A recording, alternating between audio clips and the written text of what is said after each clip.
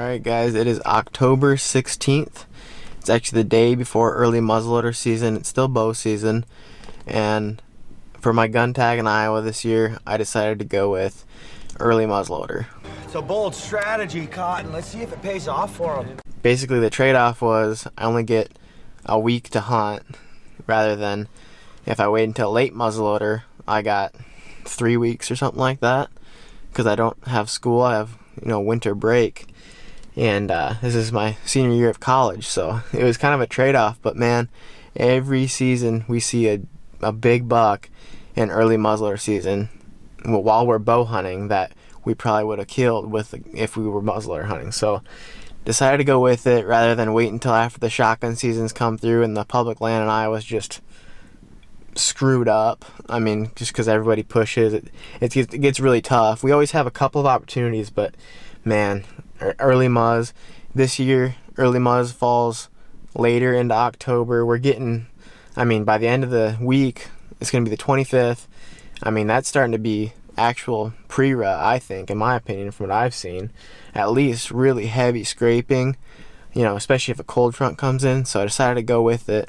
But this season I've been doing a lot of scouting so far. Doing a lot of hunting on public land because I guess we have 2-3 shooters on the farm. But at least at the start of the season, we honestly didn't even have much that I would want to shoot. But we have had 2 move back on that I think are shooters, so I'd be really happy with those. But even with that, I'm still going to be hunting a lot of public land, and we actually picked up a new lease, which is actually just a big cattle pasture. But that place, because it's a lease, you're able to control where you put the cows, and it turned into like a huge food plot. So did a couple hunts there, seen some good bucks. Really excited to muzzleloader hunt that. A lot of open ground being as this cattle pasture, and like I said, there's a ton of deer feeding it. Actually hung 3 cameras there on the way back 2 weeks ago, and I checked them on the way down. Checked 2 out of the 3. It's like 20-mile-an-hour wind today. That's why I'm doing the interview in the car. I think it would have been hitting those hills and swirling around in the bedding areas. And that was after I checked the first camera, which had a slob on it. Really big buck. Actually daylight last night while I was doing homework. So, and he actually came right from the stand. That one kind of hurt. It was a big deer, really big deer, and a couple good bucks. So I'm really excited about that place. Not the right wind to hunt it, and I figure I better just wait until muzzleloader when I can extend my range on that piece. So today, actually, I noticed that there's a lot of crops coming out, and this summer I scouted this public land back here, which is a ton of ag, and then there's a big draw that's surrounded by really tall CRP grass. It looked pretty good. I bumped a big buck in there scouting it during the summer, and I figured, man, if that cornfield comes down, well, there's a lot of harvesting going on right now. I figured it'd be a hot spot both for tonight and for early muzz. So just a little bit more scouting. Driving in here, I don't think the cornfield's picked. I can't really see, but the stuff around it's not.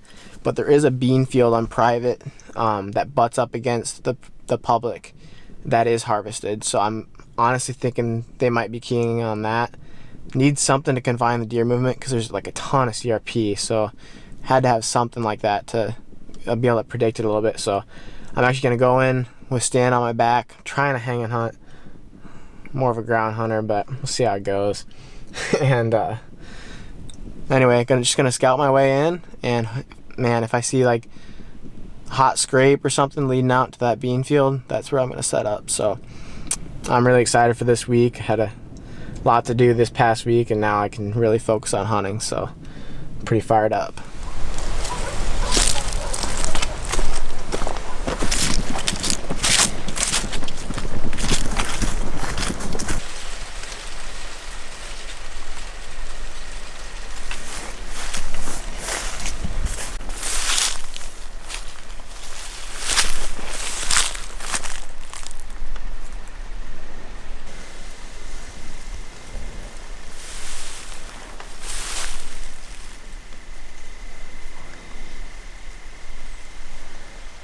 This is the most in the game I've felt all season long. I think we could see a good one. And really, I think we could get a shot at a good one tonight. so if I do shoot one, you probably won't get it on video, but I'll try to film him as he's coming in. Ended up finding a mound of dirt that's like, it's probably a 10-foot high mound, and there's a lot of grass on top, so I feel like I can stay pretty well hidden. And if they're out in the CRP, they won't be able to see me anyway. But I'm also set up along where two tree lines come together. That cut bean field, I can see the very bottom corner of it out in front of me here. So it'll be interesting to see if I see anything go out there. And then a big ditch crossing right here. I wish I was on the hottest sign right here, but it's actually up between the corn and the fence row. Up above me. It's just, I don't know. I told myself I was going to set up on the hottest stuff. But with that corn all in, I mean, I'm not kidding. There has to be 300 acres of corn around here. It could literally be anywhere is the problem. The wind isn't good. It was just going straight down the fence row. And I don't know, just didn't like the setup. I'm thinking there's probably just as many deer and just as many bucks that use this area right here. I'm only a couple hundred yards from where all that hot sign was. I'm thinking a lot of it just has to do with there weren't as many licking branches. So I feel like they're probably coming from here, so I don't know. But maybe I can at least get eyes on something tonight. I can see a long ways in the CRP, so I feel like we have a good chance of seeing a big one.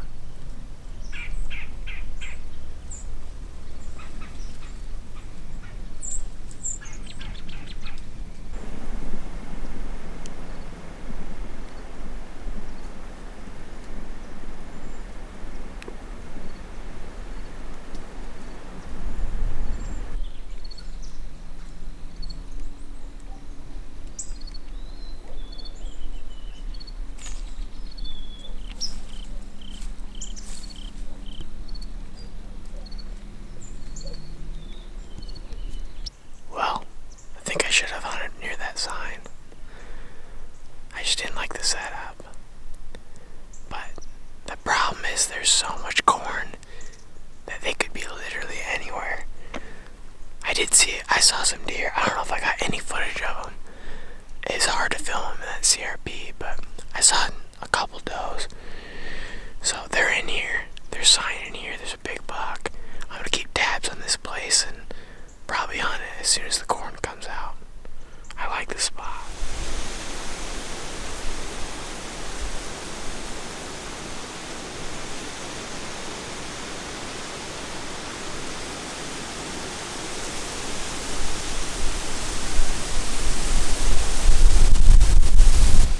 Well, I don't know if they'll be able to hear me, but super windy today.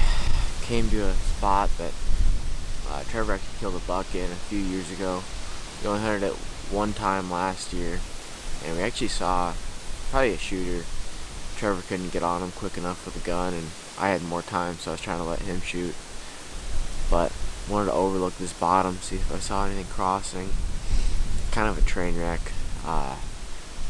The marsh bottom here is just so tall that I don't even know if I could see a deer through it. It's over my head once you get down the bottom out of this grass. So, I don't know. This is a nightmare getting in here. There's so many birds this year on public. It's insane. I'm so itchy right now. It's like torture. Not really, but being as it's so windy, I think I might try some still hunting, because I don't think I'll get seen by deer. They definitely won't be able to hear me. I know where some good bedding areas are in here, so I might as well try to use it to my advantage. Only downside is it might be hard to film.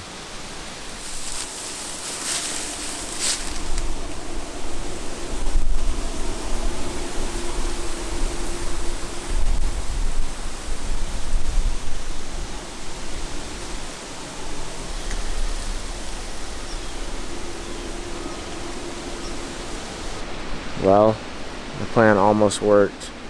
About 45 minutes ago, I just bumped the biggest buck I've ever seen in my life. I'm not exaggerating. I think it might have been a 200-inch typical. I mean, the biggest frame I've ever seen I've seen some big deer, and that was probably significantly bigger than any other deer I've ever seen. And it just blows my mind that I screwed it up, because I knew they could be bedded in this little ravine here with the wind. I knew this was a bedding area. I'm about 300 yards from where I was sitting this morning, and I got to right here, and actually, if there wouldn't be so many stupid sticker burrs on me, I might have freaking seen him. I got to here, I looked quick, I glassed up on the ridge, thinking maybe they'd be on the leeward side there. I didn't even hardly I looked in this bottom grassy area, but I didn't glass it, and I started picking off stickers, and then I set my gun down, and the biggest buck of my life just jumped up from that willow tree right there. Like 25 yards. I found the bed, and he wasn't even that spooked. He didn't see me.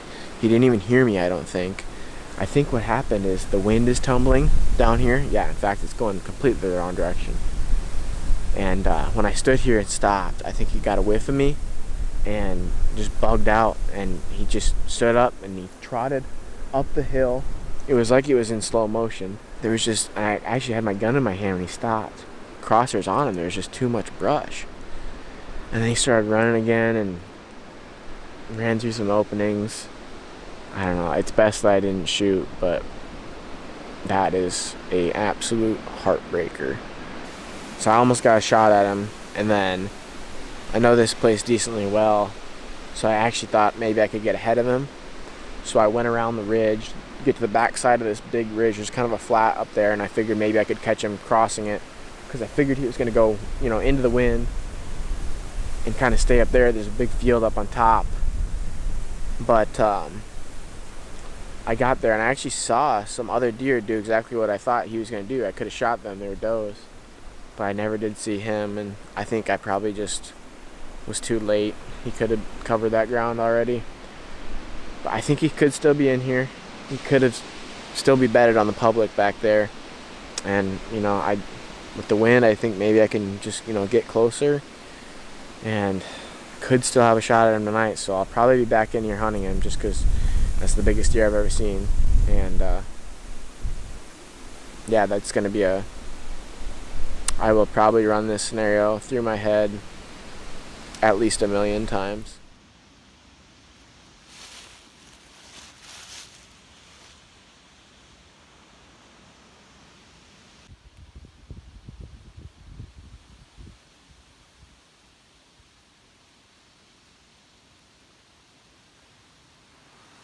Alright guys, back in, same spot tonight. I don't think I completely blew out that big deer. This unit's pretty big, and I saw him stop twice just when I saw him the first 75 yards he ran. So I don't think he's out of here, so I figured I might as well. I've already blown him once today. I've already left, my scent trail. He knows something's up, so I might as well hunt it again tonight. And I just pushed in a little bit deeper where I think he probably went. I just don't know if he'll move much before it gets dark. It's not a good condition day, and he was already spooked once, so pretty low odds, but there could be another big one in here. Although I really want that buck I spooked. He's huge. But found a lot of sign. I'm gonna hang a trail camera on my way out. Because I can leave this alone. That deer's not blown out for good. So I was really upset at first, because I thought I just blew an opportunity at the biggest buck I've ever seen. But after looking at everything, I don't think there's any way I could get a shot. He was just bedded in too tall grass. I wish I would have been looking more.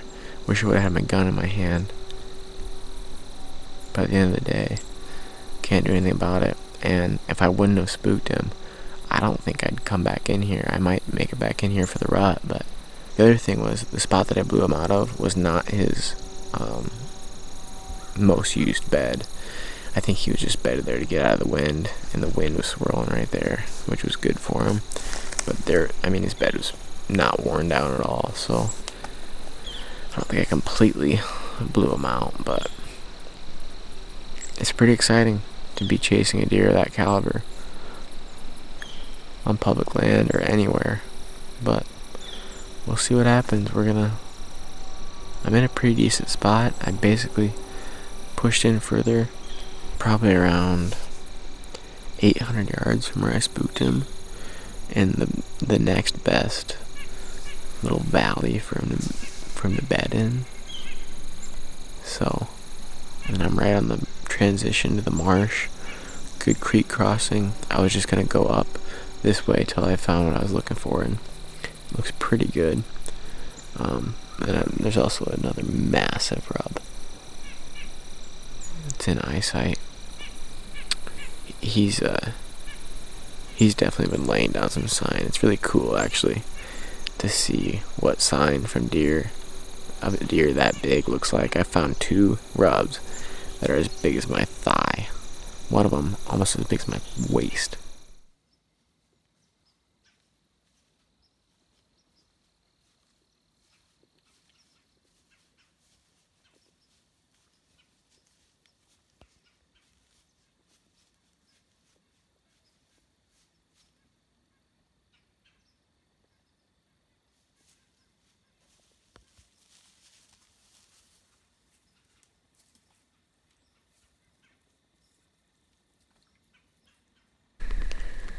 Well, I didn't get him tonight.